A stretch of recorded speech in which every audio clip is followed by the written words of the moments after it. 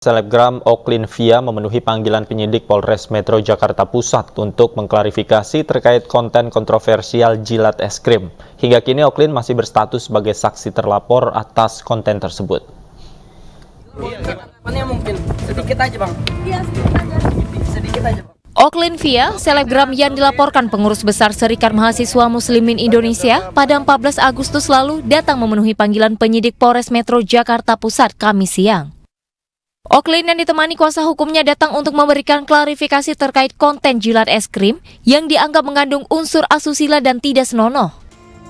Sayangnya, Oklin hanya diam seribu bahasa tanpa mau berkomentar sedikit pun saat keluar dari ruang penyidik. Kita datang jam 11. Jam 11 ya? Ya. Oke, sedikit mungkin. Cepat sekali lah, kalau pemeriksaan kan lama, nggak mungkin jam segini udah selesai. Ya, oke? Tapi ada sedikit deg-degan nggak diperiksa atas konten ini segala macamnya Oklin mungkin? Namanya orang kan lah, masih muda gitu kan ya. Jadi tetap kami komitmennya adalah bekerja sama dengan pihak kepolisian. Kami akan menjadi warga negara yang baik dan kami siap untuk menghadapi proses hukum. Itu aja ya. Saat ini, status Oklin masih sebagai terlapor atas konten jilat es krim, sementara polisi terus mendalami kasus ini. Di Jakarta, Rani Sanjaya, iNews melaporkan. Sidang lanjutan kasus korupsi BTS 4G Bakti Kominfo kembali digelar di Pengadilan Tipikor Jakarta Pusat siang tadi. Sidang kali ini menghadirkan 6 orang saksi. Ke-6 saksi yang hadir dalam sidang hari ini yaitu Project Management Office BTS Jamie Suciwan, Dirut PT Telkominfra Bastian Sembiring, Dirut PT Cakra Gito Energi Indonesia Herman Huang, Dirut PT Multitransdata Budi Prasetya, serta 2 warga negara asing, Deng Ming Song dan Huang Liang, selaku penyedia kemitraan Fiber Home Telkominfra. Ke-6 saksi ini dihadirkan oleh Jaksa Penuntut Umum atas terdakwa mantan Menkominfo Joni G. Plate, ex-Dirut Bakti Kominfo Anang Ahmad Latif, dan tenaga ahli utama Human Development Universitas Indonesia Yohan Suryanto.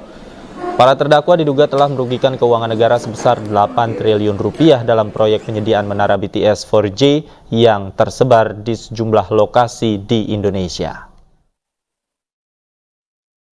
Sementara itu, pemirsa, Jaksa Penuntut Umum menegaskan menolak seluruh argumen nota pembelaan atau pledoi yang disampaikan terdakwa Mario Dandi Satrio dan kuasa hukumnya, khususnya yang berkaitan dengan pasal tentang penganiayaan berat. Menurut Jaksa, tujuan Mario menganiaya David yaitu melampiaskan amarah. Jaksa mengatakan penganiayaan bukan tanpa sengaja, apalagi Mario mengatur pertemuan di lokasi kejadian. Jaksa juga meminta hakim menolak pledoi Mario karena terdakwa tak menunjukkan rasa penyesalan usai menganiaya David. Dalam perkara ini, Mario juga dituntut membayar restitusi sekitar 120 miliar rupiah. Jaksa menyebut jika Mario tidak membayar restitusi, maka akan diganti dengan pidana 7 tahun penjara.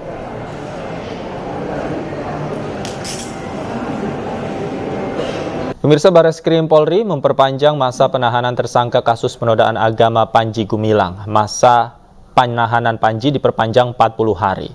Perpanjangan masa penahanan itu dilakukan berdasarkan surat dari Kejaksaan.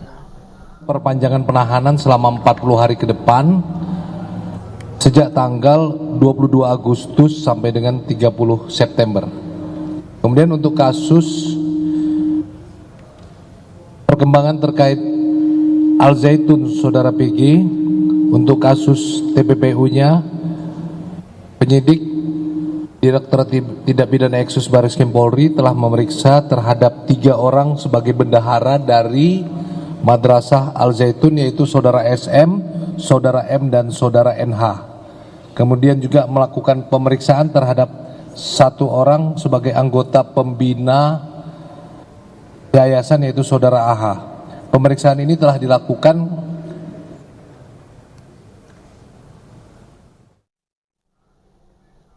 Pemirsa, MNC Peduli bersama SMC Rumah Sakit Logorejo Semarang kembali menggelar program operasi sumbing bibir dan katarak gratis. Program rutin ini digelar untuk masyarakat prasejahtera dan dilaksanakan di Rumah Sakit Logorejo Semarang, Jawa Tengah. Tesi Naryati berbahagia, anak laki-lakinya kini dapat tersenyum kembali setelah menjalani operasi sumbing bibir yang digelar MNC Peduli bekerjasama dengan SMC Rumah Sakit Logorejo Semarang dan Smile Train Indonesia. Tesi menjadi salah satu orang tua pasien yang mendapat kesempatan menjalani program operasi sumbing gratis. Alhamdulillah anak saya tuh sekarang makannya gampang, nggak tersedak. Terus kalau makan nggak keluar dari hidung, bicaranya juga alhamdulillah sudah lancar. Kerjasama dalam operasi sumbing bibir dan katarak gratis ini untuk membantu masyarakat kurang mampu yang tidak mendapat akses layanan kesehatan.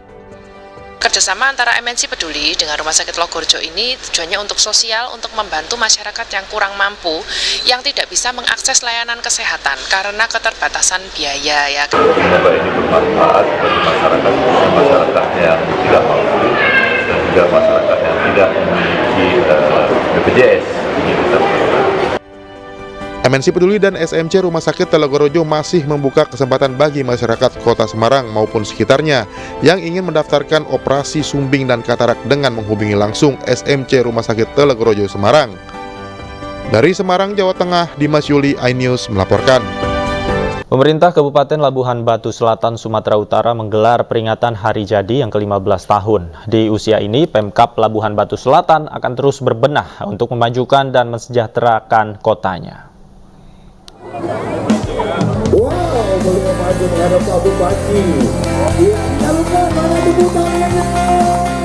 Perayaan Hari Jadi ke-15 Kabupaten Labuhan Batu Selatan dimeriahkan dengan pengalungan bunga yang dilakukan oleh dua gajah bernama Mary dan Nur Halimah dari Taman Wisata Alam Holiday Resort kepada Bupati Labusel Edimin dan wakilnya Ahmad Padli Tanjung. Hari Jadi Pemkab Labusel sendiri jatuh pada tanggal 21 Juli, namun perayaannya dilaksanakan pada 13 hingga 15 Agustus. Beberapa kegiatan juga digelar seperti jalan santai, senam, pameran pembangunan, aneka lomba, bazar UMKM murah berupa makanan dan minuman seharga Rp15.000, serta hiburan rakyat yang digelar di lapangan Santun Berkata Bijak Berkarya SBBK Kota Pinang. Di usia ke-15 ini, Pemkab Labusel menjadi satu-satunya Pemkab dari 33 kabupaten kota di Sumatera Utara yang menerima predikat wajar tanpa pengecualian atau WTP 10 kali berturut-turut. Pimpinan saya dengan saudara saya Haji Mustafa Padli dan Ketua DPR, kami mendapat 2 kali, jadi 10 kali WTP kami. Dan alhamdulillah dari 34 kabupaten, Pak. Dari 33 kabupaten Kota Madia, Labuhan Batu Selatan, Sumatera Utara yang mendapat WTP 10 kali. Dan itu sudah janji Gubernur bahwa kami akan nanti mendapat bantuan keuangan provinsi lebih banyak dibandingkan kabupaten lain. Kak, seperti apa, Kak? Ya, Labusel lebih maju aja gitu. Di puncak acara, ribuan warga antusias memenuhi lokasi yang diisi acara hiburan penampilan dari artis lokal hingga ibu kota. Dari Labuhan Batu Selatan, Sumatera Utara, Randi Kurniawan, iNews melaporkan.